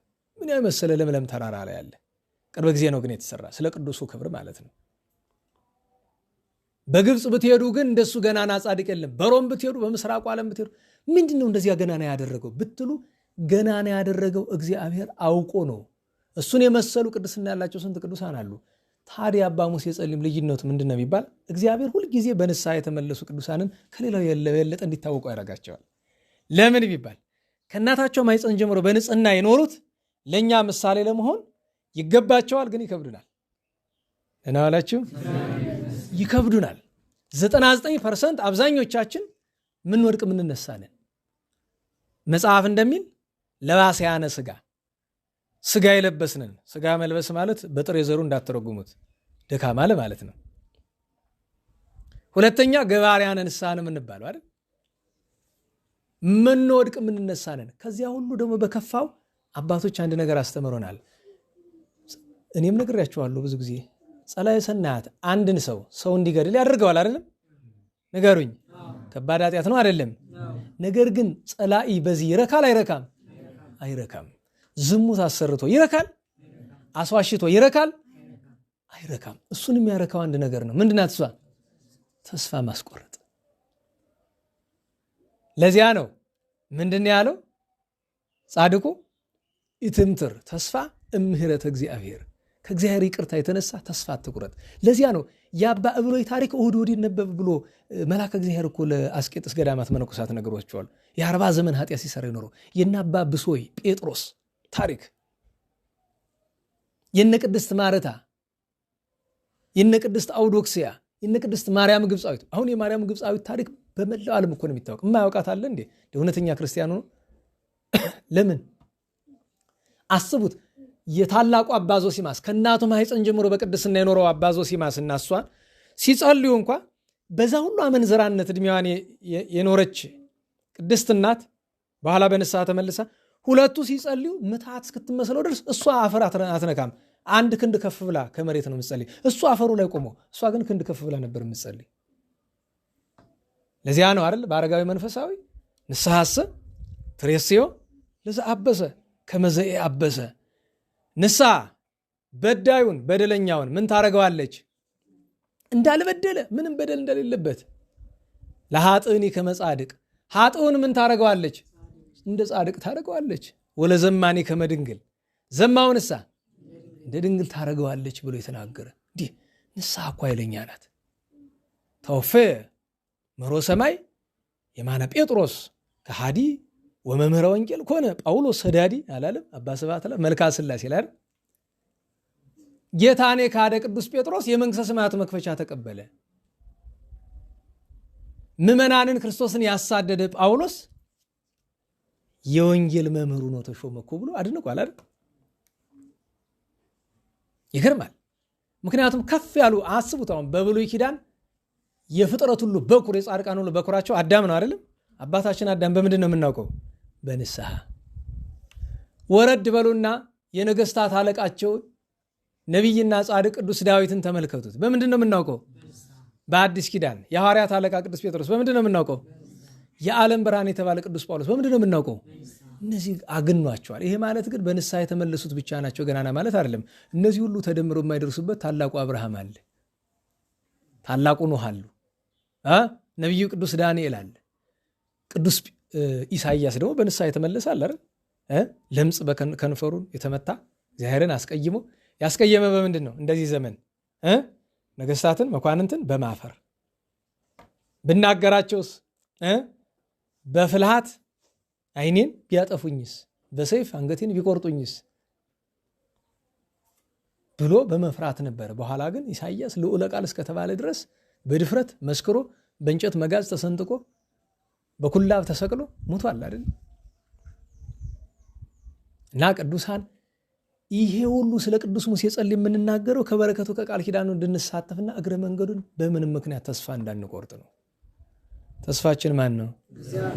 እግዚአብሔር ተስፋችን ከሆነ ለምንድን ነው ተስፋ የምንቆርጠው ነው ጥያቄ። ሰዎች በሁለት ምክንያት ነው ብዙ ጊዜ ተስፋ የምንቆርጠው። አንደኛ ራሱ እግዚአብሔርም ይቅር አይለንም ወደሚል አስተሳሰብ የሚመጣ ሰው አለ። በነገራችሁ ላይ ከፍተኛ ስድብ ነው አይባልም። ሎቱ ስብሐት እግዚአብሔር ይቅር አይለም አይባልም። አንዳንዱ ነው ጥቅስ ይጠቅሳል። መንፈስ ቅዱስን የሰደበ እኔ እኮ ቢጨንቀኝ ያንን አስተምሬያቸዋለሁ። አንድ ጊዜ ሳይሆን 2 ጊዜ ተመምረናል፣ ምን ለማለት እንደተፈለገ የቃሉ ምስጢር ምን እንደሆነ እና የእግዚአብሔርን ቸርነት መጠራጠር አይገባም። አንደኛ። ሁለተኛ ነገር ሰዎች ተስፋ የምንቆርጠው ከእግዚአብሔር ቸርነት የተነሳ አይደለም። ምንድን ነው የምንለው? ሞከርኩት አልቻልኩም ነው አይደል? ጾሙን ሞክሬ አቅቶኛል፣ ስግደቱ ሞክሬ አቅቶኛል። ነና ዋላችሁ ሞክሬ ትላለህ። 2 ችግር አለበት። አንደኛ በትክክል ሞክረዋል ወይ? መጀመሪያው ጥያቄ ተሞክሯል በትክክል። ሁለተኛ ነገር እየሞከርከው ከሆነ ከሱ በላይ ምን ፈልግ? ክርስትና ምንድን ነው? መታገል፣ መስተጋድል አይደል? አባ ሙሴ የጸልይ መስተጋድል ይባላል። ታጋይ መታገል ነው። በቃ ይጥልሃል ትነሳለህ፣ እንደዚያ ነው በቃ። ቀቢጸ ተስፋ ማጣት የለም። እምነት፣ ተስፋ፣ ፍቅር ብሎ ሶስቱን የበላይ ሲያደርጋቸው ብርሃነ ዓለም ቅዱስ ጳውሎስ መንፈስ ቅዱስ እያናገረው ለዚያ ነው። ስለዚህ የዚህ ቅዱስ አባት የህይወቱ ትምህርት ነው። ድጋሚ እላችኋለሁ ገፋኢ ወግፉአን ይትማሰጥዋ ባለው አንዱ አባ ሙሴ ጸሊም ተብሏል። በንስሐ ነው። ታዲያ መንግሥተ ሰማያትን አመንዝራ ሆኖ የገፋ፣ ነፍሰ ገዳይ ሆኖ የገፋ፣ ሽፍታ ሆኖ ሌባ ሆኖ የገፋት ይሄ ሰው በኋላ መላእክት እንኳ ሲያዩት ደስ የሚላቸው ታላቅ ቅዱስ። እንዲሁም አባ ያዕቆብ ግብፃዊ ደቀ መዛሙርቱ አባ ሙሴ ጸሊምን ካላየን እያሉ እንደው ሲሉ ጸላይ ሰናትችንማ ካገኘው ጥላቸዋለሁ ብሎ አባ ሙሴ ጸሊምን መስሎ ከች ለምንድን ነው ከመካኔ ከጸሎት ቦታ ያናወጻችሁኝ? ስሜን እየጠራችሁ ምንድነው የምትፈልጉ? አንዲት የምንድንባት የህይወት ቃል አሉት።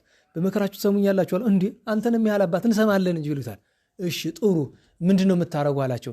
እኛማ ዳዊት እንደግማለን፣ ያጋዘን ወተት እንጠጣለን ብሎ አሉት። በሉ ልምከራችሁ፣ አንደኛ 40 ቀን ጦሙ አላቸው። ጥሩ ይመስላል አይደል? ጠንቋይ ላመለው ገብርኤል ተጠመቅ ይላል እንደሚባለው አይደለም?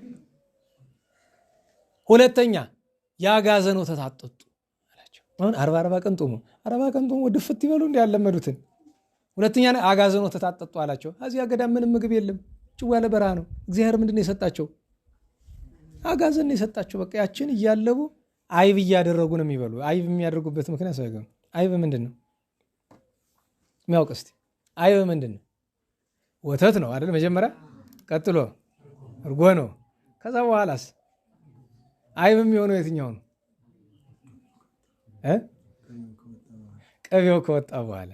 አሁን ልብ በሉት፣ ቅቤው ከወጣ በኋላ የዚያ የወተቱ መጠን ኃይሉ፣ ጥቅሙ ይቀንሳል ይጨምራል? ይቀንሳል። አይብ አድርገው ነው የሚበሉት እንደዚህ አወጣው። በጣም ደግሞ ሰውነታቸው እንዳያለመልመው ማለት እኮ ነው አላቸው። በሶስተኛ ዋናዋ ምክሬ ግን አለ ዳዊት አትድገሙ አላቸው። ለምን አሉት። አይ እንዴ እሱ ሰው ገሉ የለ እንዴ? ሰው ሚስት ቀምቶ ሰው ገሉ እንዴት የሱን ጸሎት ጸልያችሁ? አሁን ባለፈው እንደዚያኛው ጳጳስ እኮ ነው የጳጳስ ተብዬው እመቤታችን ላቲስባት ቤዛ አትባልም ባለበት ስብከቱ ምን ብሏል? ዳዊት እኮ አለ ለልጁ ሲሞት እንኳ አለ በቀል አውርሶት እኮ ነው የሞተ። ሳሚ ወልደ ጌራንና ኢዮአብን ግደል ብሎት እኮ ነው። ይሄ ደንቆሮ ብዬ ደግሞ ከፍ አደረኩት አይደል? ሌላ ቃል ራሱ ቢገኝ ያስፈልግ። ቅዱሳንን የሚሳደብ እመቤታችንን የሚያቃል ከዚህም በላይ ይገባዋል። እንዲሁ ባልገባው ነገር ልክ እንደዛ እኮ ነው። አያችሁ ምስክርነት እኮ ነው የጠራውኝ። እዚህ ዲያብሎስ ማንን ጠላ? የዳዊትን መዝሙር ምስክርነት ጥራ ሲባል ምን አለ? የሰው ሚስት ቀምቷል፣ የሴቲቱን ባልገሏል ብሎ ለክፋቱ ማለት ነው። እችን ሲናገር እስከዚያ ድረስ ግራ ገብቶት ነበረ አባ ያዕቆብ አበምኔቱ ማለት ነው። እችን ሲናገር አይ መርኮ ከነቢል አሁን አወቅኩ ማን እንደሆንኩ አለ። ለመነኮሳቱ ቢነግራቸው ግን አይቀበሉትም። ስለዚህ ጸላይ ያሳደረባቸውን ሐሳብ ለማስወገድ ቅዳሴ ቅዱስ ሁሉንም አቆረባቸው። 12 መነኮሳት ናቸው። አቆረባቸው ልጆች ቅድም ሲያናገራቸው የነበረ ማናቸው? ሙሴ ጸሊም። ኧረ ምን ሙሴ ጸሊም? ጸላይ ሰናያት ነው። እሱም መስሎ ነው እንጂ አባ ሙሴ ጸሊም በበዓቱን ያለ አልመጣም። እስከዚያ ድረስ ነው። እና በእውነቱ ተስፋ መቁረጥ አይገባም። ንስሐን ገንዘብ ማድረግ ይገባል። እግዚአብሔር አምላካችን የታላቁ አባ ሙሴ ጸሊምን በረከት ያሳድርብን። መንግሥተ ሰማያት እስከ መጥምቁ ዮሐንስ ድረስ ትገፋለች ብሎ አለ። መጀመሪያ ነገር መንግሥተ ሰማያት ምንድናት ካሉ ቅድም ተነጋግረናል። መንግሥተ ሰማያት ወንጌል ናት። ወንጌል ፍቅር ናት። ፍቅር ክርስቶስ ነው። ራሱ ለእኛ ለሊሆ ዓለሞሙ የተባለ መድኃኔ ዓለም ነውና መንግሥተ ሰማያት ራሱ ነው። እንግዲህ እስከ መጥምቁ ዮሐንስ ድረስ ብሎ ያለ ከዚያ በኋላ አትገፋም ለማለት ነው ቢሉ እስከ መጥምቁ ዮሐንስ ያለውን አባቶቻችን መጥምቁ ዮሐንስና ኤልያስ ይናጸሩ የለ ከዚያ ላይ ምን ይላል? ብታውቁስ ይመጣ ዘንድ ያለው አዲሱ ኤልያስ ይህ ነው ብሏቸዋል። ይናጸራሉ። ኤልያስ ደግሞ መጥቷል፣ ገና ሊመጣ ነው። ገና ይመጣልን። ጌታችን ከመምጣቱ በፊት አስቀድሞ ይመጣል። የቀዳማዊ ምጽአቱ መንገድ ጠራቂ መጥምቁ ዮሐንስ ነው። የዳግማዊ ምጽአቱ መንገድ ጠራቂ ነብዩ ኤልያስ ነው። እስከ ዳግም ምጽአት ድረስ መንግሥተ ሰማያት ወንጌል፣ መንግሥተ ሰማያት ክርስቶስ ይገፋሉ። ማለትም የሚያምን እየጠፋ ነው የሚሄድ። በዚህ ዘመን ታዩታላችሁ አይደለም? ዓለም በአደባባይ አሁን ያለንበት ወር ሰኔ ይባላል። አሁን በእርግጥ የኛ ውሳኔ ቢሆንም የእነሱ ዛሬ ጁላይ 1 ነው አይደለም? ሐምሌ ገብቷል። በዚህ ምክንያት በእርግጥ አልፏል። ሰኔ ወር 30 ቀን በሙሉ እንደምታውቁት ጁን 30 ቀን ያለው 30 ቀን በሙሉ በዓለም አቀፍ ደረጃ የማን ወር ነው የሚባል? የግብረ ሰዶማውያን ወር ነው የሚባል። ወሩም በሙሉ የትም ቦታ ለእነሱ ቅድሚያ መሰጠት አለበት። የሚገርማቸው አምና እነዛኞቹ ወገሞቹ ሀገር ሄጄ ነበር በዚህ ወቅት አይደለ? በስመ አብ አገር አይደለም እስመ ምድር ገሃነም ለሊሁ ያሉ አባ ስብሐት ለአብ ስለዚህ ይመስለኛል። አንተ ታዲያ ተነስቶ አሜሪካ፣ ካናዳ፣ አውሮፓ ትላለህ። አለመታደል ከዚሁን እንዲሁ አጋድሞ ቢያርዱ አይሻልም? አገር ነው ያ። አሁን እዚያ የሚኖሩ ሰዎች እኛ እየኖርንበት እና ምን አገባኝ? የእግዚአብሔር ነው ስፍራው። ነገር ግን በነገራችሁ ላይ ቤተክርስቲያንን መስጊዱ የተሰራበት ስፍራ የእግዚአብሔር ነው አይደለም? ንገሩኝ እንጂ። እና ታዲያ የእግዚአብሔር ነው ብለን ቤተክርስቲያንና መስጊድ እናጸራል? ቤተክርስቲያንና የፕሮቴስታንት ቸርች ይናጸራል? ሁሉም ለእግዚአብሔር ምድር በምላ። አዎ ምድረ ሰው አበለ ጓለሚያው ችግር የለውም። አዎ ነገር ግን እዛ ሄደህ ቤተን ተሽሩ መድኃኒዓለም በጣም ነው የሚያሳቅቅ የሚያስጨንቅ። ደግሞ ልብ የላቸውም። አንተ አንድ ጊዜ ደግሞ አሁን አረፍ ብለህ ተመለስ እንጂ ወር ሁለት ወር ምን አረፍ ብለህ ትሉኛላችሁ? በዚያ ላይ ድሃ መከራውን እያየ ለትኬት 200 ምናምን ሺህ ብር እብደት እኮ ነው። ቀድሞ ስርካሽ ነው ነበር። አሁን ይሄ ዶላር ተወደደ ተባለ። ረከሰ ነው ተወደደ? ተወደደ ነው። ብር ነው ወሰለ ይረከሳል። በቃ አምና 40 ምናምን ሺህ የነበረው ትኬት ዛሬስ 140 ሺህ ነው 150 ሺህ ሆኗል። ኦራ የለም እዚያ ሀገር ምን ሊያደርግ ጭንቅ ነው፣ ችግር ነው። እንደዚህ ዘመን በታሪክ ፈሪሳውያን ከገፏት በኋላ አይሁድ ገፍተዋት ከጠፉ በኋላ መንግስተ ሰማያትን እንደዚህ ዘመን ትውልድ የገፋት ያለ ይመስለኛል። በዘመነ ሰማዕታት እንኳ ምንም እንኳ የዲዮቅልጥያኖስ ወገኖች ቢገፏት የተገፋችውን ወይት ማሰጥዋ ግፉአን አለ። ግፉአን ያላቸው እነማን ናቸው ብሎ የተገፉ የተማሰጥዋ ግፉአን የተገፉ እነማን ናቸው? ሐዋርያት። ደህና ዋላችሁ። አልተናቁም፣ አልተገፉም። የተገፉ ሰማዕታት ናቸው። የተገፉ ሊቃውንት ናቸው። የተገፉ ጻድቃን ናቸው። የተገፉ ደናግል መነኮሳት ናቸው። ማን የገፋቸው? ዓለም አይደል? ቅዱስ ጳውሎስ ምን አለ? ዓለም የማይገባቸው አላለም ለዕብራውያን ሲጽፍ? አዎ በዘብደ ወጠሊ ወበሐሜለት የሚለው አለ። ፍየል ቆዳ የፍየል ሌጦ ለብሰው ዞሩ፣ ዓለም ያልተገባቸው ብሎ ያላቸው እነዚህ ግፉአን ይላቸዋል ቅዱሳንን። አንድም ገፋእያን ካለ ለሁለት ያስተረጉማል። ቅድም እንደነገርኳቸው እንደ አባ ሙሴ ጸሊም፣ እንደ አባ ብሶይ ጴጥሮስ የሚቃጠል ነገር ይሸታችኋል። በሱ ነው የሚመጣ። ማን ነው? ከዚሁ ቅጥር ግቢ ውስጥ ስንት ጊዜ ተናገርን። ቅጽረ ቤተክርስቲያን ውስጥ ቆሻሻ አታቃጥሉ ባካችሁ። መጥፎ ጠረን እዚህ ቤተክርስቲያን ይፈቀዳል? እንዴት ዋላችሁ? ይፈቀዳል ወይ? እንዲህ በጣም ኖር እኮ ነው። መጀመሪያ ማቃጠል ምን አስፈልገ? ቆሻሻ የሚያነሳ የመንግስት አካል አለ አይደለም? እኔ እኮ ግራ ነው የሚገባኝ። በማዳበሪያ በኬሻሻ ቆጥሮ ዛ የማያደርጉት ነው የማቃጠል ሱስ ያለባቸው ናቸው።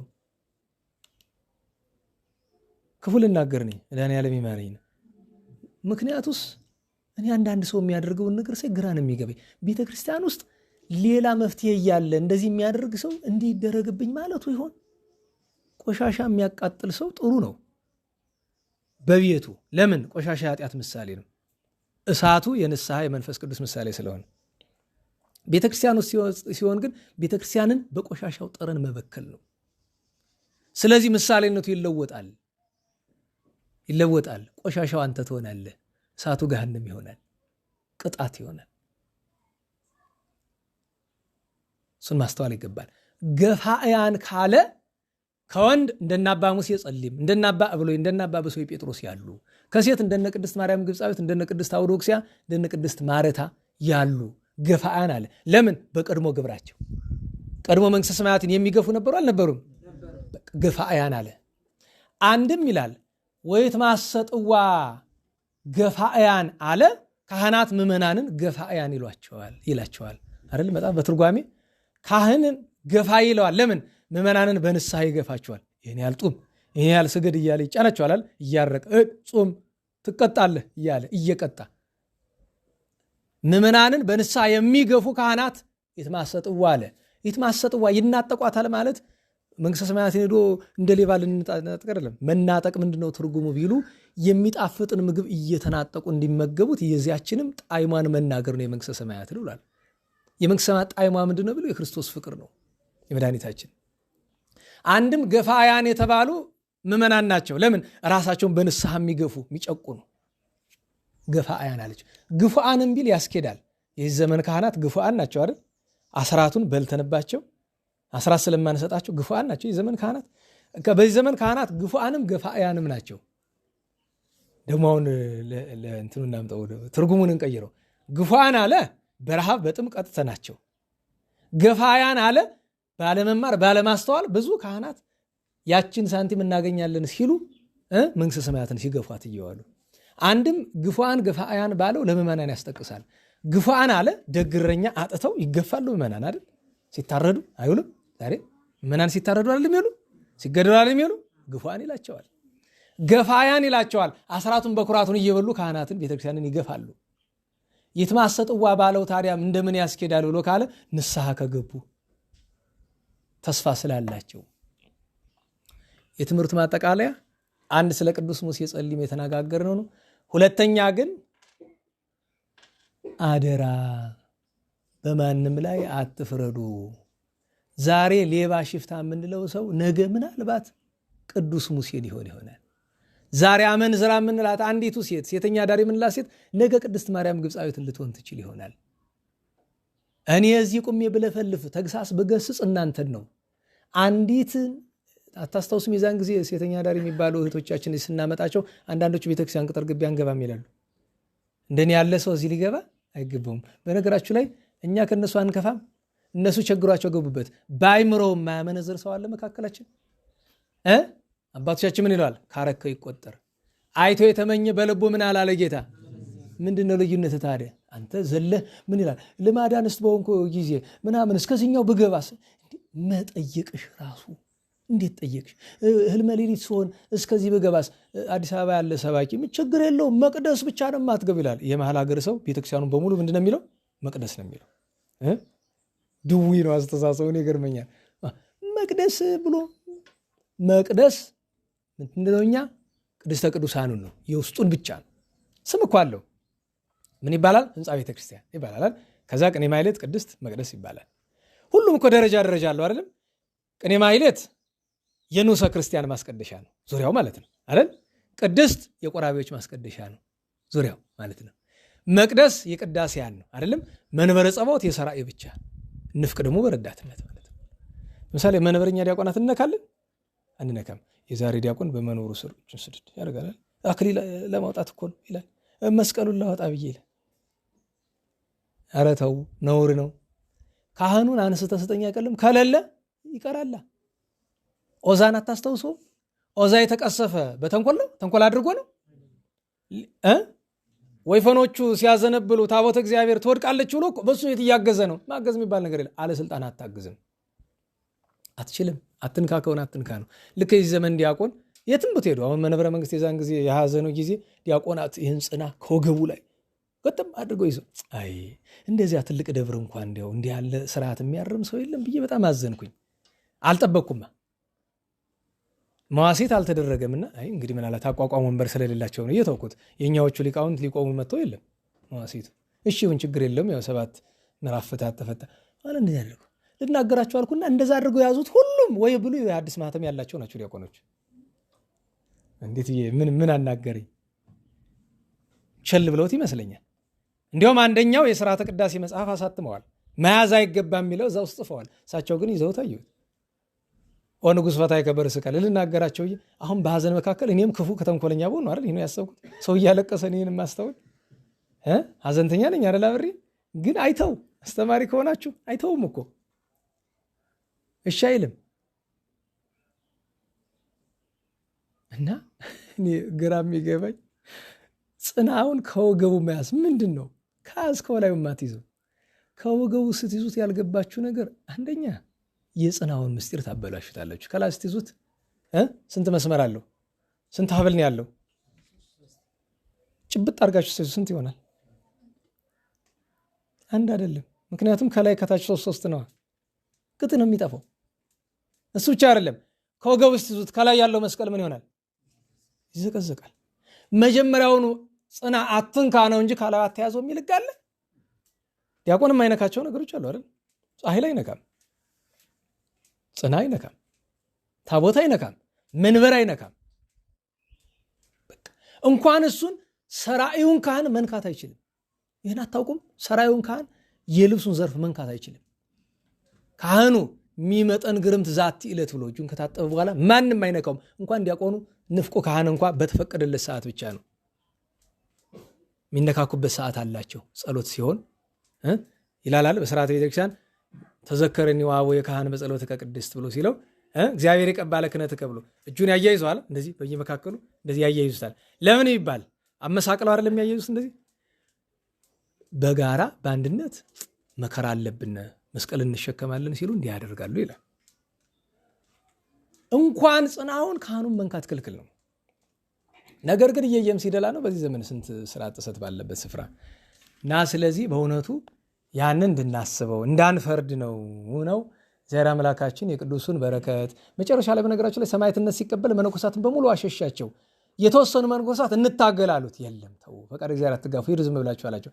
7ቱ ግን 4ቱ እነዚያ አብረውት ድሮ አንስተው የነበሩት ሌሎች 3 መነኮሳት ሲታረዱ መጀመሪያ ቅዱስ ሙሴ አብነት ሆናቸው። ቀጥሎ 6ቱ ሲሰው 7ኛው ፈርቶ በምንጣፍ ውስጥ ሄዶ ተደበቀ።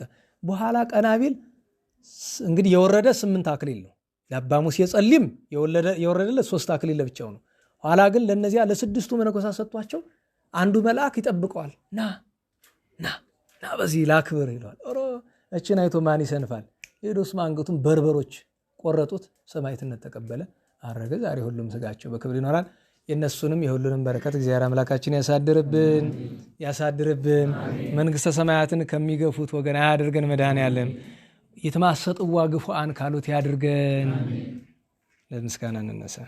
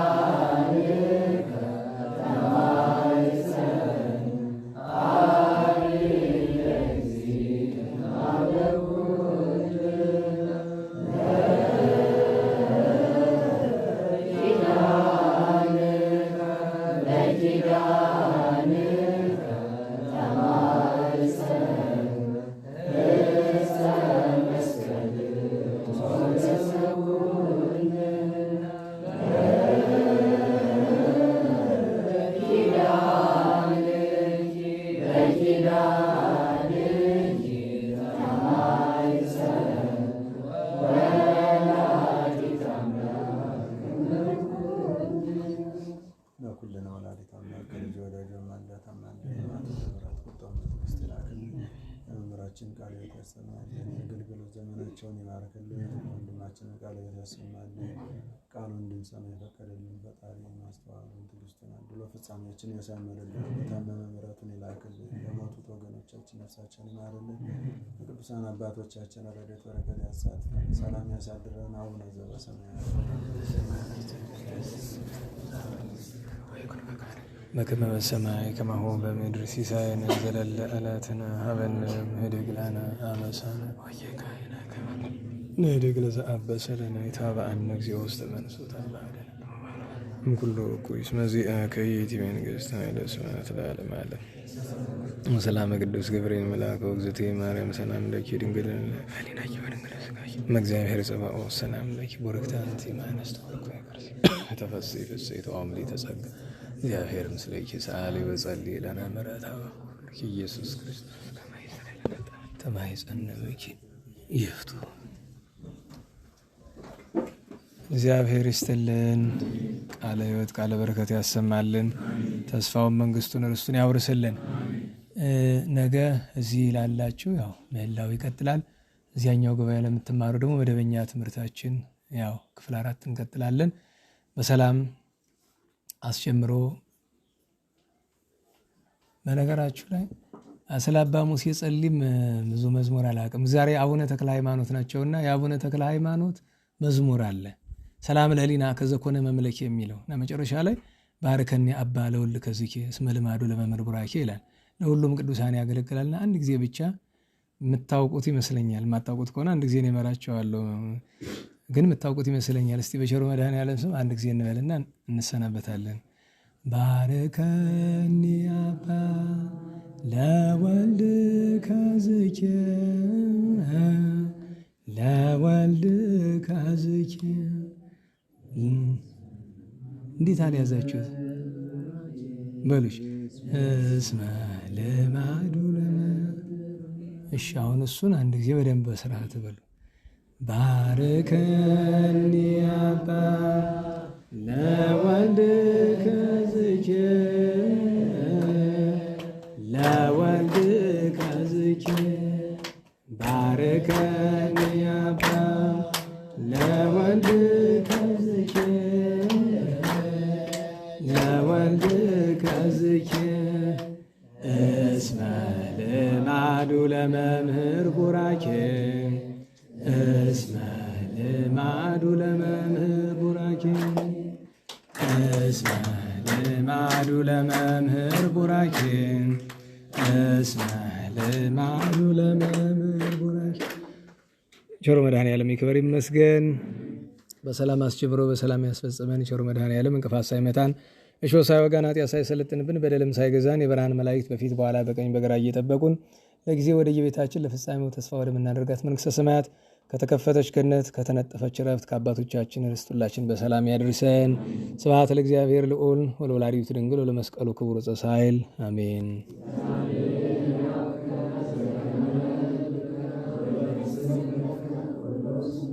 አሜን።